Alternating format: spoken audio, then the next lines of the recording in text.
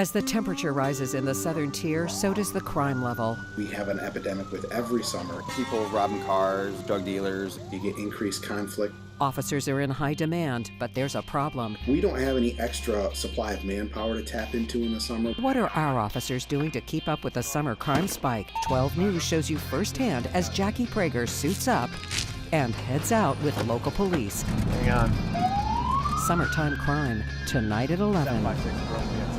As the temperatures rise, so does the opportunity for crime. That's an even bigger concern in our area, where several of our communities are on the FBI's list of most dangerous places to live in upstate New York. So what are our local law enforcement doing to keep our communities safe? 12 News reporter Jackie Prager gives us a look from the front lines.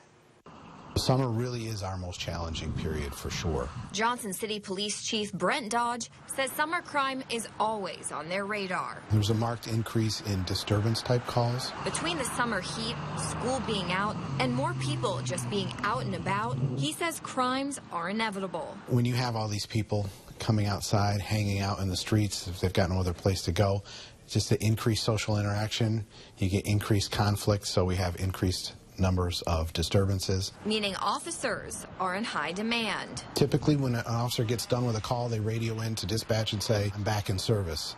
In the summertime, I've noticed a lot of them are in the habit of saying, I'm back in service, go ahead and send me to the next. They don't even ask because they know there are stacks of calls waiting for them. The department says it tries to alleviate that stress, but we have to work with what we have. And unfortunately, summertime is when our officers want to take vacation too. So generally, we don't have a surplus of manpower at a time when our call volume is at its peak. And Johnson City isn't the only community that sees a rise in crime. Take Binghamton, for example. Its Crime Analysis Center shows as the temperatures rise, so do the burglaries. In just a month, the numbers more than doubled, from 22 burglaries in April to 57 in May. That's more than a 100% increase. So how can our law enforcement keep up with the calls and protect our communities? Knowing anything can happen, we suited up with bulletproof vests and hit the roads in Johnson City. Hang on. 756 Broome, be on scene. Officer Jay Peets is working the afternoon shift from 2:30 to 10:30, one of the prime times for crime. Usually we're hammered with calls. He says he sees it all. There's such a variety of crimes. The more serious ones don't happen as often, like murders, but they happen. Assaults in the first degree, not often, but they happen. Our crime rate's high.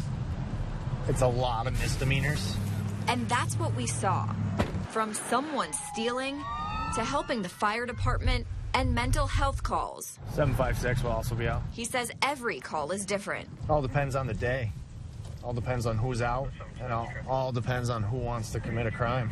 As we made our way through this shift, Pete says it's actually been a slow day. There'll be other days where there's 4, 5, 6 pending, and we're running right out of the station when we get there, you know?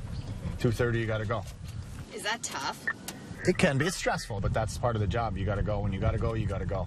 Department leaders say they realize how busy their officers are and how them being tied up on calls takes them away from being more proactive. So Johnson City's launching a Community Action Team, or CAT unit. They're free to roam around any neighborhood that they think needs the attention and address whatever problems they might see in whatever way they think will be most effective. The unit's goal is to target ongoing neighborhood issues, and Officer Ryder Page says they're already seeing results. We focus mainly on these problem streets, and the word's starting to spread, and they're knowing that we're not normal patrol guys, so we have the time to focus on these guys, and when they see us coming, they think twice. A different approach to protect the community. So we made a large amount of arrests in just the month that we've had. And although our day on the streets came to an end, it was just another day for the officers as they prepare for the next in an ongoing fight to keep our community safe.